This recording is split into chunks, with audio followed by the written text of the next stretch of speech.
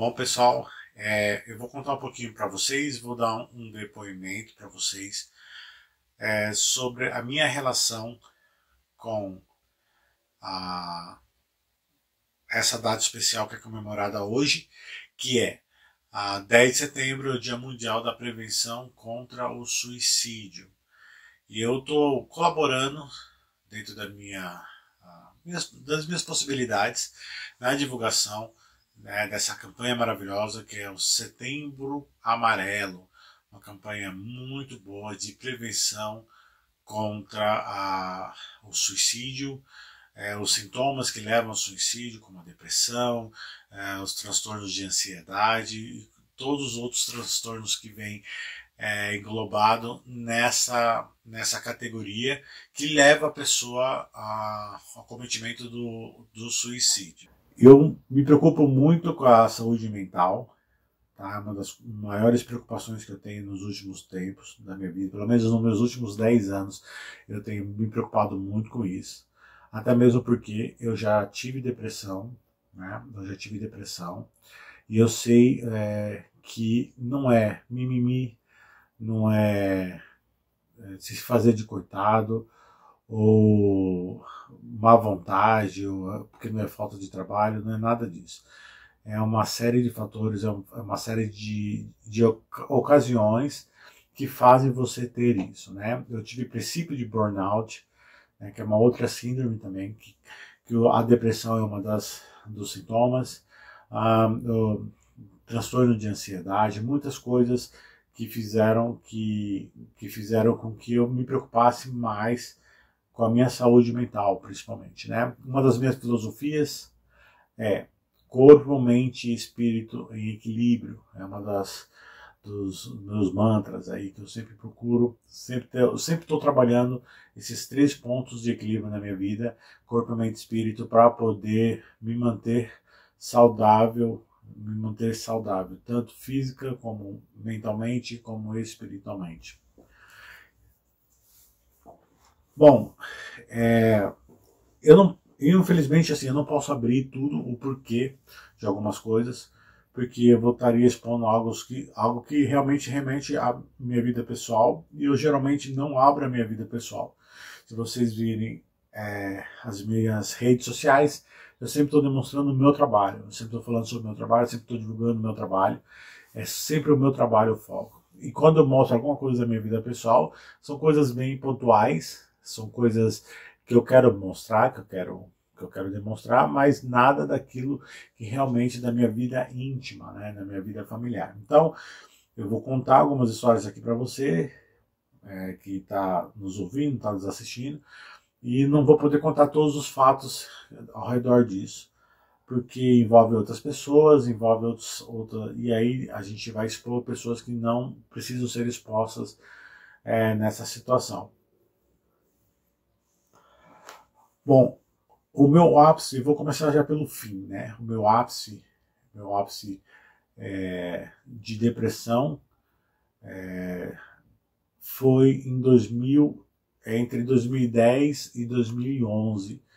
Eu estava viajando, eu estava nos Estados Unidos, estava passando um tempo lá. Estava previsto de ficar nos Estados Unidos, acredito que 2 meses eu ia ficar nos Estados Unidos. E eu acabei voltando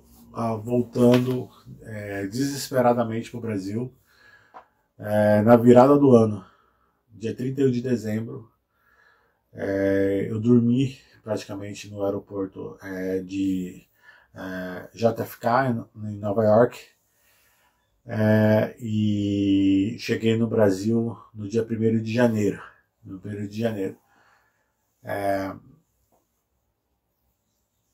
Ali foi o meu ápice, porque eu estava tão angustiado, eu estava tão desesperado, que eu tive que encurtar uma viagem, que era de trabalho, mas também uma viagem de férias, de descanso, para voltar para o Brasil, porque eu estava passando por um momento muito difícil profissionalmente, né, e muito difícil na minha vida particular, né.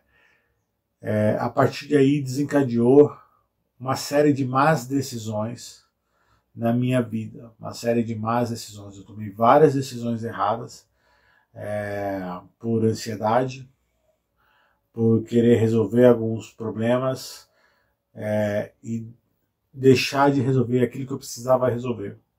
Isso acarretou muito difícil para mim, que eu infelizmente eu pago até hoje por essas decisões que eu tomei, por esses erros que eu tomei. Eu pago inclusive financeiramente até hoje por essas más decisões. Desde coisas que eu posso abrir para vocês, como carro que eu comprei no meu nome para outras pessoas, para querer ajudar, enfim, até problemas que envolvem terceiros que me causaram prejuízos profissionais, prejuízos no meu convívio social, o financeiro, né, também, que eu já comentei, e também na minha vida como um todo. Foi um fim de um ciclo da minha vida e também foi o início de um novo ciclo da minha vida, né? A partir disso eu comecei a tomar novas atitudes, a repensar o caminho que eu estava levando, as decisões que eu estava tomando, e isso mudou muito a minha vida, tá? Antes disso, eu tive vários episódios que eu não sabia até então o que era, de ansiedade, de alguns transtornos depressivos, algumas coisas que eu não sabia que era depressão naquele momento. Eu achava que era só uma angústia, alguma coisa passageira. E o momento mais difícil que eu tive, pouco antes dessa viagem que eu tive para os Estados Unidos,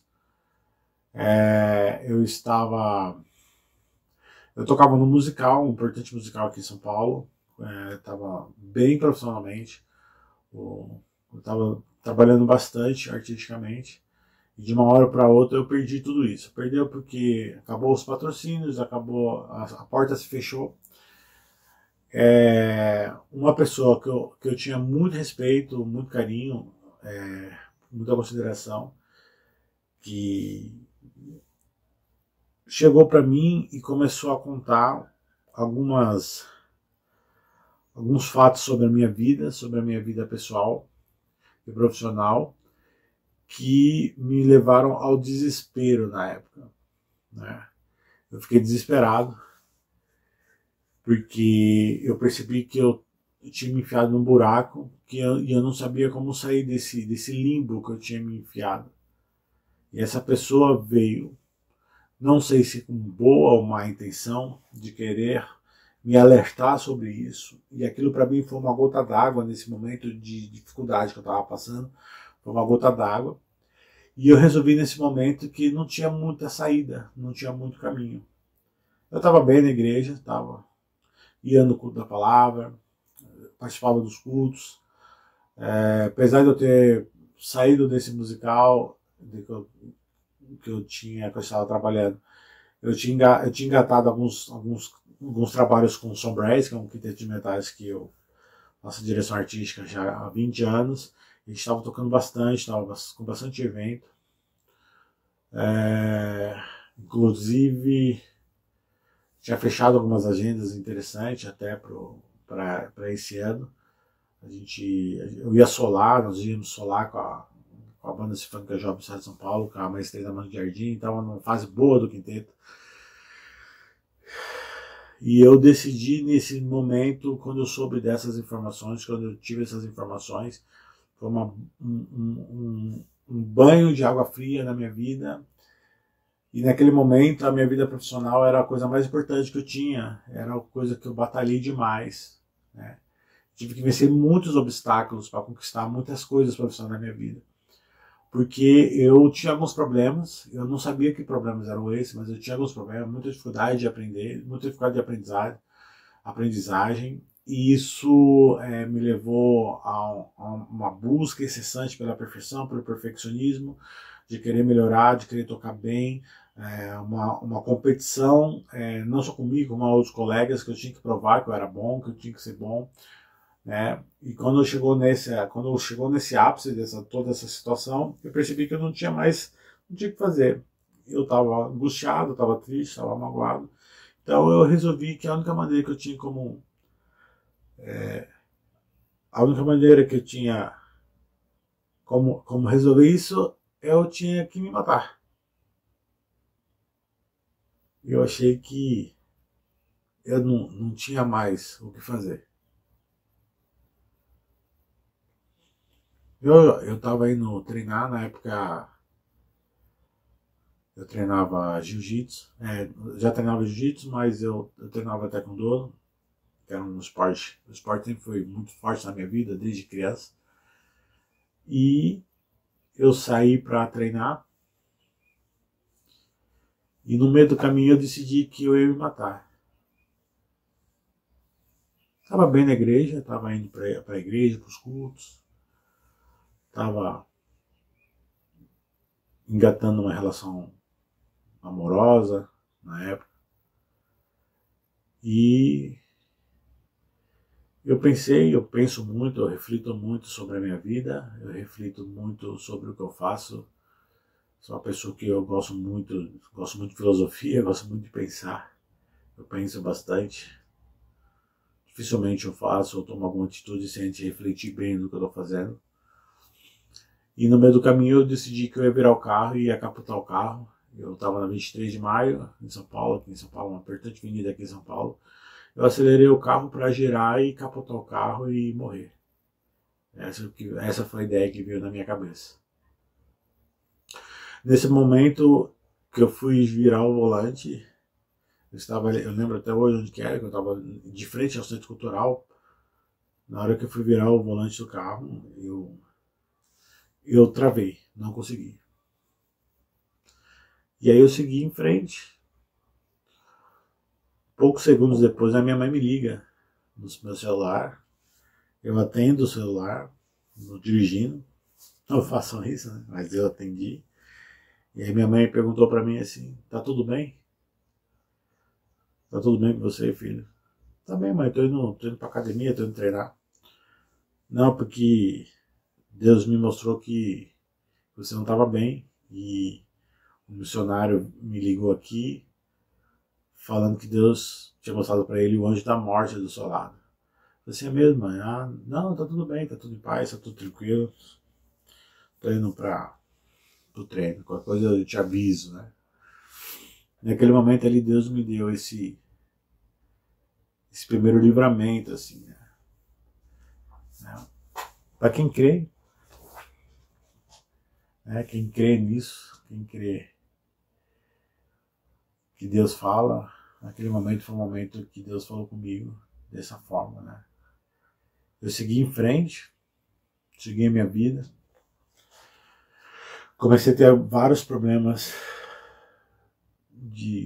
comecei a ter problemas de ansiedade muito sérios, comecei a me automedicar com alguns medicamentos para conseguir tocar, porque comecei a perder o controle físico e psicológico, tocar o trompete, e eu tinha feito várias audições naquele ano, e cada audição que eu fazia pior, eu ficava mais nervoso, eu ficava mais ansioso, comecei a me medicar, e até que o dia que chegou o dia do solo. Chegou o dia do solo, e esse solo com a banda jovem, eu tinha que tomar, eu não vou falar o nome do medicamento, mas tinha que tomar um medicamento que controla a ansiedade, que muitos músicos tomam esse remédio para poder conseguir tocar, principalmente em orquestras profissionais. E um desses músicos tinha me indicado esse remédio. Ele é um remédio assim que você deveria tomar só um remédio antes, né, da apresentação, assim, algumas horas antes da apresentação. Eu em 2 dias eu tomei 10. Comecei no sábado à noite e terminei no conceito no domingo à noite tomando 10. Se vocês têm um vídeo desse vídeo eu tocando, você vai ver eu totalmente normal no vídeo, não aconteceu nada, eu tocando, não senti nem um pouco de nervosismo, toquei o concerto inteiro sem errar, sem nada, e eu não estava conseguindo, eu estava com muitos problemas para tocar, para ver como era psicológico o problema, não era problema físico em si, era problema psicológico, e quando afetava todo o meu controle de tocar, eu perdia o controle dos lábios, começava a tremer e eu não conseguia ter controle das extensões das notas. Quando eu tomei esse remédio, ele me ajudou muito naquele momento. E beleza, a vida que passa. Depois eu comentei com uma colega num outro evento sobre esse remédio e ela contou para mim que ela também já tinha tomado esse remédio, ela tomava para subir no palco. E teve uma vez que ela tomou 2 do mesmo remédio, da mesma quantidade que eu tomava. E ela teve um infarto, quase morreu. Teve um infarto, quase morreu no palco. Por causa do remédio. E ela tomou só 2, e eu tomei 10. Então foi o segundo livramento seguido que Deus me deu de vida, me guardando naquele momento para que eu não sucumbisse, né, não morresse. E aí eu estava desesperado assim, pro futuro, porque eu não estava sem trabalho, ia virar um ano sem trabalho. E Deus abriu uma grande porta, assim, um dia antes, apareceu uma oportunidade, eu mandei um projeto um dia antes de eu viajar para os Estados Unidos, que já estava marcada essa viagem para os Estados Unidos. Eu consegui essa porta, foi aprovado, eu fui para os Estados Unidos, mas lá eu não consegui ficar. Eu não consegui ficar porque eu tava sofrendo muito. E aí foi quando eu falei que foi o ápice, porque foi aí que a minha ficha começou a cair, né? Realmente, a partir do dia que eu tive que voltar, o dia que eu ia voltar em janeiro, acabei adiantando a volta, consegui entrar na fila de espera, consegui um lugar lá, último lugar do voo, para poder, era a cadeira até quebrada, para poder voltar para o Brasil, porque eu não tava aguentando mais ficar nos Estados Unidos sozinho, apesar que eu estava na casa de amigos, mas eu não estava aguentando mais, tanto era dor, o sofrimento. Então, passou-se muitos anos, né? Muitas coisas aconteceram na minha vida, né? Comecei a ter ataque de pânico, muitas vezes, muitos ataques de pânico. Consegui um trabalho no ano seguinte, fui trabalhar nas faculdades de cultura, foi quando eu conheci a metodologia de ensino coletivo, foi quando a minha vida começou a mudar, Deus começou a mudar a minha vida, foi quando o jiu-jitsu entrou de uma forma muito profunda na minha vida também. A gente começou um projeto social de jiu-jitsu lá em Araçariguama, a minha vida começou a mudar, eu deixei de tocar trompete profissionalmente, assim, de viver só de trompete, comecei a só dar aulas, dava aula tanto de Gil quanto aula de que é um outro testemunho que eu conto uma outra oportunidade, e dar aula no projeto. E lá eu comecei a aprender, ter formação pedagógica. Toda segunda-feira a gente tinha palestrantes, os maiores palestrantes, colegas dando aulas também. E aí fui descobrindo algumas coisas. Comecei a passar por um tratamento também psicológico, né? Eu tenho acompanhamento psicológico até hoje, né? Eu mesmo tive essa iniciativa graças a um processo que era chamado processo de coaching, que muita gente acha, banaliza hoje, né? Eu fiz um processo de coaching, naquele momento eu cheguei à conclusão que eu tinha que passar por um processo psicológico, fiz um tratamento aí por quase 2 anos, regularmente, né, toda semana. Depois agora eu faço esporadicamente, sempre faço esporadicamente. Fui para esse trabalho, nesse trabalho eu acabei também exagerando demais, trabalhando demais, muita pressão, muita busca. Eu tive princípio de burnout, né, síndrome burnout, que é uma doença, uma doença que leva à morte também, que o seu corpo vai apagando. Eu tive perda de memória, por exemplo, eu esqueci de trabalhar 2 dias. 2 dias eu não fui trabalhar porque eu não lembrei que eu tinha que trabalhar. Simplesmente eu fui para outro lugar e a minha mente apagou. Comecei a esquecer coisas, esquecer nomes simples. Eu olhava para a colher, para a faca, não sabia qual era o nome daquilo. Olhava e não sabia o que era aquilo. Comecei a ter isso sozinho. Isso sozinho. Sem meu pai e minha mãe saber o que estava acontecendo comigo. Eu sozinho, passando por esses momentos difíceis. Cheguei realmente ali no fundo do poço. né? O verdadeiro fundo do poço. Foi quando, uma dessas formações pedagógicas, eu comecei a descobrir algumas coisas, algumas condições que eu não sabia que eu tinha, né? Que eu já até contei isso em outro vídeo anterior. Eu não sabia que eu era dislexo. Até então eu só achava que eu era burro mesmo. E que eu tinha déficit de atenção também. Então eu sofri muito a minha vida toda. Sofri muito a minha vida toda com várias situações pessoais, porque as pessoas, até hoje as pessoas não me entendem muito bem. Eu sofro muita crítica, muitas pessoas falam mal de mim, gostam de falar de mal de mim porque eu sou metódico, eu gosto das coisas da forma, de uma certa forma, eu sou muito direto, falo as coisas quando eu acho que eu tenho que falar, eu falo o que eu tenho que falar, e não tenho esse filtro, eu não tenho muito filtro no que eu vou falar, por isso que eu procuro tomar muito cuidado. Hoje em dia, cada vez mais eu tenho mais cuidado com como é que eu falo, tenho aprendido isso, né? Mas geralmente aqui no Brasil há muita mitigação, né? As pessoas falam meia verdade, eu não suporto isso, eu sou um cara, eu sou uma pessoa explosiva, mas eu nunca, explosiva, mas assim, uma pessoa sanguínea, né? Eu tenho um temperamento sanguíneo. Então, se eu precisar falar alguma coisa pra você, eu vou te falar. Se eu achar que você tá errado, eu vou falar. Então, senso de justiça é muito forte. Isso incomoda muita gente, né? Incomoda muitas pessoas, mas e muita gente me criticava, falava algumas coisas pra mim, e hoje eu entendo muito o porquê que eu faço algumas coisas, porquê que eu fazia algumas coisas.